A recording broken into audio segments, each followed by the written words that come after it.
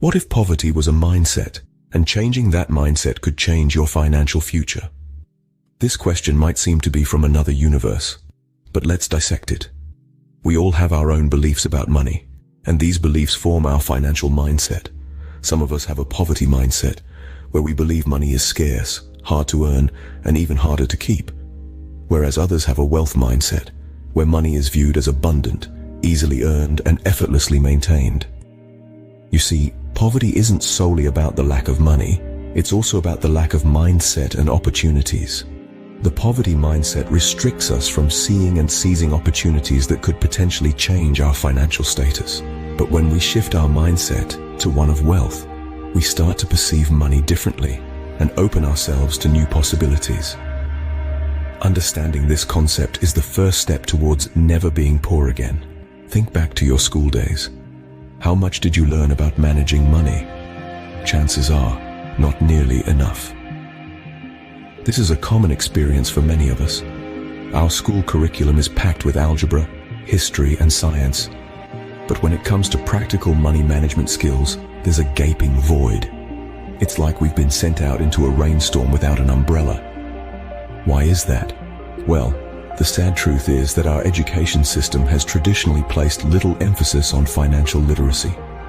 As a result, many of us stumble into adulthood without the necessary tools to navigate the financial landscape. We're left to figure out credit scores, loans, and taxes on our own. And often, by the time we've got the hang of it, we've already made costly mistakes. But here's the good news. The lack of financial education in schools doesn't have to sentence us to a lifetime of financial mishaps. We have the power to change our financial future. How? Through self-education. This is where the real magic happens. Self-education in finance is like learning a new language. At first it might seem daunting, but once you get the hang of it, you realize it's not as complicated as it seems. You start to understand the language of money, and slowly but surely, you become fluent. And just like learning a new language opens up new worlds, financial literacy opens up new possibilities. It empowers us to make informed decisions about our money. It gives us the confidence to invest wisely, to save effectively, and to avoid the pitfalls of debt. Moreover, financial education helps us understand the value of money. It teaches us that money is more than just a means to an end. It's a tool that, when used wisely, can help us achieve our dreams and secure our future. So, if you want to change your financial future, start by educating yourself. Read books, listen to podcasts, attend seminars. The resources are out there. You just have to reach out and grab them. And remember, it's never too late to learn. Whether you're in your 20s or your 60s, financial education is always a worthwhile investment. Because, as the saying goes, knowledge is power. And in this case, financial education is your ticket to financial freedom. Ever heard of the phrase, money makes money?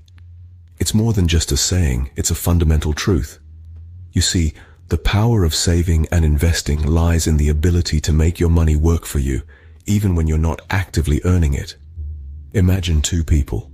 The first person saves all their extra money under the mattress. The second person, however, puts their savings into investments like stocks, bonds, or real estate. Over time, who do you think will accumulate more wealth? Absolutely, it's the second person.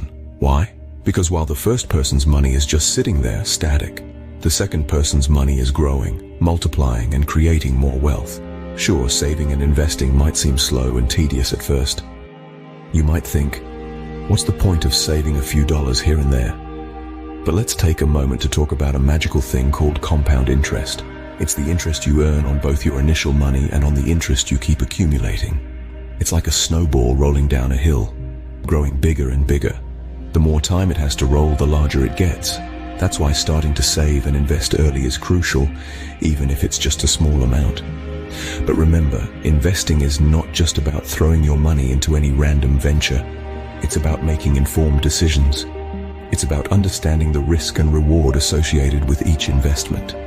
It's about diversifying your portfolio to spread risk. It's about patience and not getting swayed by the market's highs and lows.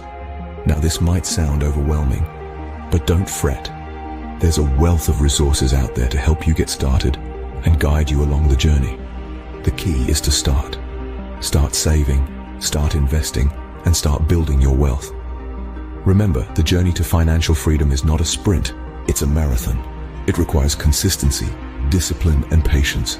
But the results, oh, they're worth it. So buckle up and get ready to make your money work for you. Saving and investing are not optional. They are necessary for financial freedom. Relying on a single source of income is like putting all your eggs in one basket. What happens if that basket breaks?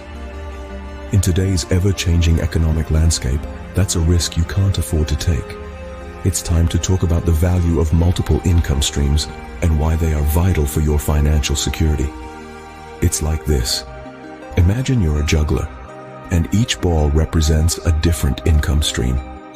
If you drop one ball, you've still got others in the air. But if you're juggling just one ball and it slips from your hand, well, the show's over. That's how it works with income streams. Let's delve into a few examples to clarify. Passive income is one such stream, and it's like a river that keeps flowing without you having to paddle. This could be royalties from a book you've written, earnings from a rental property, or even income from a blog or YouTube channel. Once set up, these sources can keep the money coming in without requiring your constant attention. Then there are side hustles, those little jobs you do outside your regular 9 to 5. Maybe you're a graphic designer by day and a freelance writer by night. Or perhaps you sell handmade jewelry over the weekends. These are additional streams that can bolster your income and give you a bit of financial breathing space. And let's not forget investments. Stocks, bonds, mutual funds. These are all ways to put your money to work for you. They can provide a steady stream of income over time, even when you're not actively involved. So, what's the takeaway here? It's simple.